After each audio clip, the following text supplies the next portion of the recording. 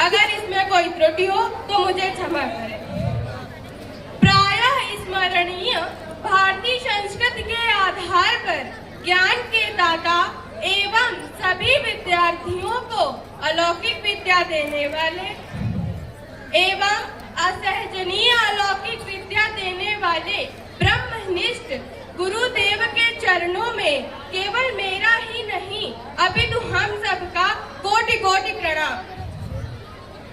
मेरा बड़ा सौभाग्य कि मुझे गुरुकुल मिला, जहां साधारण विद्यार्थी स्कूल जाते हैं वहीं मैं गुरुकुल जाती हूं। जहां साधारण विद्यार्थी स्कूलों में प्रेयर करते हैं वहीं मैं गुरुकुल में सुबह मंगलमयी प्रातःकालीन गुरु वंदना एवं श्लोकों से एवं प्राणायाम से प्रारंभ करती हूँ। मेरे ऊपर न जाने कौन सी अनुपम कृपा है गुरुदेव की, जो मेरी अलौकिक विद्या भी सफल रही और लौकिक विद्या भी सफल रही। मेरा एक छोटा सा अनुभव है जो मैं आप लोगों के सामने प्रस्तुत करना चाहती हूँ। आप लोगों ने या तो सुना ही होगा कि जैसा संग वैसा रंग। यदि एक चींटी किसी पुष्प से संग कर लेती है, यदि एक चींटी किसी पुष्प से संग कर लेती है तो वह मधुमेह मुकुट को भी पा सकती है। परंतु अगर वही चींटी किसी मिट्टी से संग कर लेती है तो वह पैरों द्वारा कुचली जाती है। ऐसा ही मेरे साथ भी कुछ हुआ है। मेरा भी कुछ ऐसे लोगों के साथ संग हो गया था जो मुझे केवल भ्रमित ही नहीं कर रहे थे, बल्कि मुझे ईश्वर से हटाकर और कहीं ले जाने का विचार कर रहे थे। लेकिन गुरु की अनुपम कृपा होने के कारण और सूझबूझ होने के कारण मैं पुनः गुरुद्वारा पहुंची। संगति का प्रभाव क्या होता है, इस विषय में मैं आप लोगों को एक प्रसंग के माध्यम से प्रस्तुत करती हूँ। एक व्यापारी दो तोते लिए हुए एक नगर के चौराहे पर बैठा था और वह आवाज लगा रहा था, तोते ले लो भैया, तोते ले लो।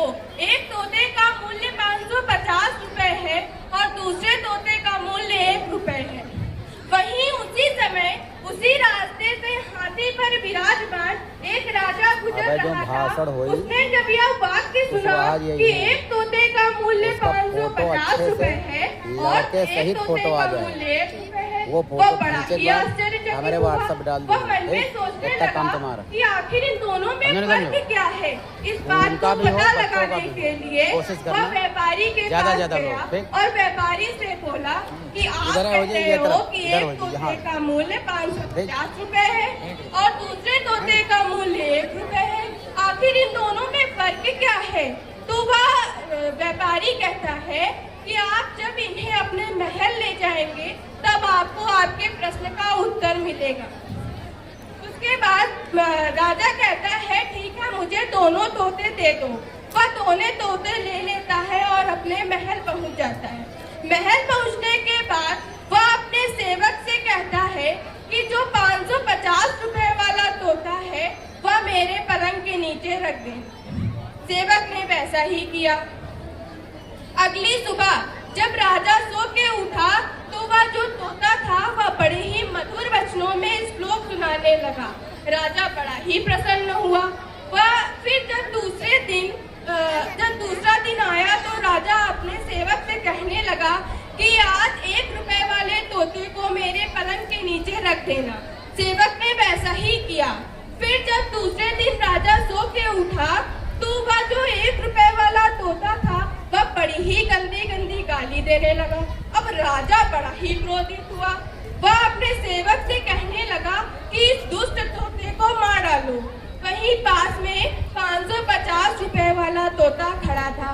वह राजा से विनम्र निवेदन करने लगा और कहने लगा कि इस तोते को न मारे, हम दोनों सगे भाई हैं। हम दोनों एक दिन एक डाल पर बैठे हुए थे और एक शिकारी आया, हम दोनों को बंदी बना लिया। जहां हमें एक महात्मा के हाथों बेचा और इसे एक मछुआरे के हाथों बेचा।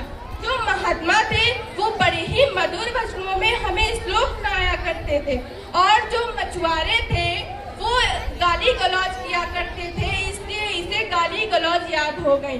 बेचारी इसकी इसमें क्या गलती। इससे यह सिद्ध होता है सुसंस्कार और सुसंगत ही जीवन के मूल आधार है। इसलिए मेरा आप सभी से अनुरोध है कि अच्छे लोगों का साथ करें और अच्छे मार्ग पर चले। धन्यवाद।